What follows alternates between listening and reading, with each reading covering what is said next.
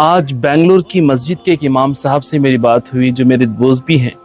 انہوں نے کہا کہ وہ ایک مسجد میں 8 سال سے امامت کرتے تھے، خطابت پلس مؤذن بھی وہی تھے، مدرسہ بھی پڑھاتے تھے، ساری خدمات بڑی دل سے کر رہے تھے۔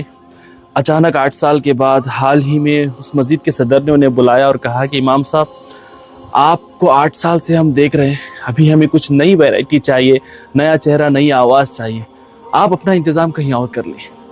امام صاحب نے کہا کہ ان کے دل پر ایک قیامت سی لوٹی۔ انہوں نے صدر سے کہا کہ صدر صاحب یہاں پہ میرے بچے اسکول میں پڑھ رہی ہیں، محلے میں سیٹ ہو چکا ہوں، 8 سال کا عرصہ کوئی چھوٹا نہیں ہوتا ناظرین۔ انہوں نے کہا کہ میرے بچے کہاں جائیں گے، کہاں پہ پڑھیں گے، میں اچانک گھر کا انتظام کیسے کروں، کہاں جاؤں، مجھے تھوڑی مہلت تو دیں۔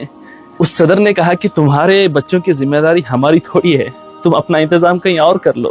بھئی بنا کسی بات کے، بنا کسی مسئلے کے امام صاحب کو بس اپنے من سے نکال دیا گیا۔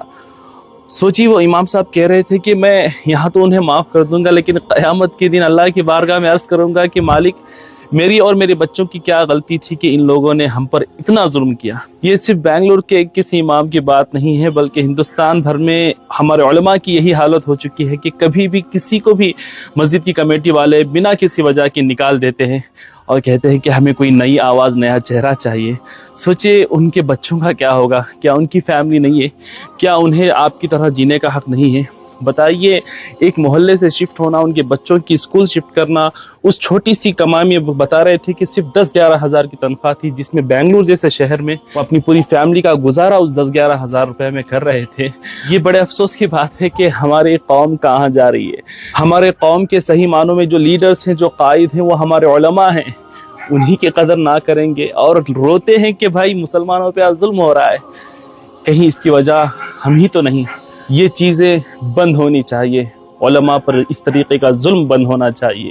دوستو اس ویڈیو کو آگے ضرور شیئر کرنا تاکہ کسی اور امام کے ساتھ اس طریقے کا نہ ہو، اور کہیں ہو تو آپ اپنے محلے کے امام کے سپورٹ میں ضرور کھڑے ہوئیے۔